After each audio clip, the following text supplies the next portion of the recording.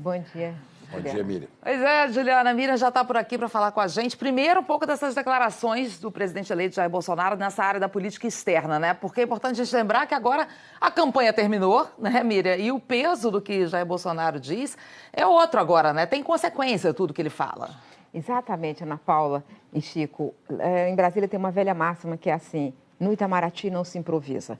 Em política externa, palavras produzem fatos, consequências concretas, né? E quando o presidente eleito Jair Bolsonaro era candidato, ele falava coisas na área de política externa que criavam um pouco de ruído. Mas agora as palavras têm um peso muito maior, como disse a Ana Paula. Então é preciso tomar muito cuidado. Eles estão falando de política externa antes de escolher o ministro das Relações Exteriores. E isso é muito perigoso. Deveria escolher uma pessoa e aí ela definir qual é a política em conversa, evidentemente, com o presidente eleito. Mas coisas que eles têm falado, por exemplo, que ele falou sobre a transferência da embaixada para Jerusalém, isso foi iniciado pelos Estados Unidos, nenhum país seguiu os Estados Unidos, só a Guatemala.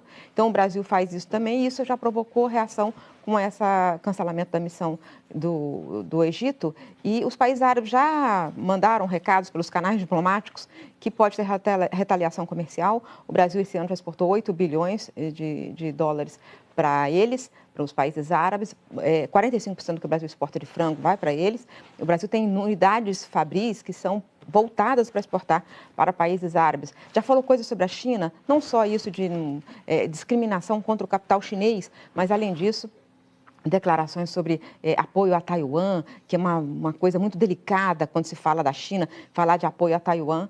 E a China já avisou que pode ter problemas através do órgão oficial deles. E o Brasil, 22% de tudo que o Brasil exporta é para a China. A China é um parceiro muito importante, não se pode tomar uma decisão improvisada sobre esse assunto. Aliás, se o presidente eleito quiser se inspirar numa boa política externa, ele pode pegar os dois últimos governos do regime militar, Geisel e João Figueiredo, que tiveram os chanceleres Azeredo da Silveira e Saravia Guerreiro, que conduziram uma política externa independente, voltada para os interesses do Brasil, para a gente não trocar, não fazer uma política externa ideológica de direita agora e acabar entrando, às vezes, em brigas americanas que a gente não tem nada a ganhar com isso. Não tem nada a ver com a gente, né? E a gente não tem a ganhar. Tem que se perguntar assim, tem alguma coisa a ganhar? Por exemplo, em relação à Argentina, aquela declaração agressiva sobre a Argentina, sobre o Mercosul. Na frente do Itamaraty tem duas bandeiras, a bandeira do Brasil e a bandeira do Mercosul. Essa é uma opção já feita, então ele pode pensar melhor sobre como conduzir isso aí. Agora, Miriam, teve outra declaração do presidente eleito que repercutiu negativamente ontem, foi sobre o cálculo do desemprego pelo IBGE, que ele disse que é uma farsa. Pois é, ele ao explicar por que ele achava que era uma farsa, ele mostrou que ele não conhece o índice. O índice não é calculado desse jeito que ele falou. Ele falou que o índice, assim, quem está em Bolsa Família entra como empregado, ou quem está há um ano sem trabalhar, um ano sem procurar emprego, entra como empregado. Não é assim.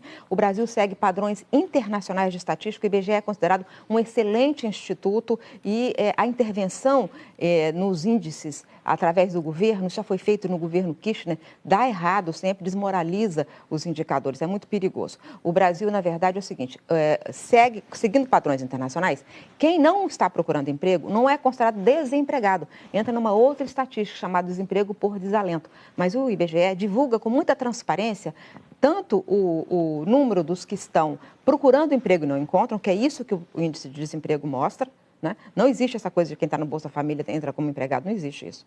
E os outros que não estão procurando emprego não entram na estatística como desempregado, mas entram na estatística de desemprego por desalento. Então é preciso conhecer os assuntos, porque isso aí pode criar ruídos, confusões, dúvidas desnecessárias nesse momento de transição, que, como disse o general Heleno, é um momento difícil, de muita pressão, então tem que tomar muito cuidado com o que vai ser dito, mas principalmente na política externa.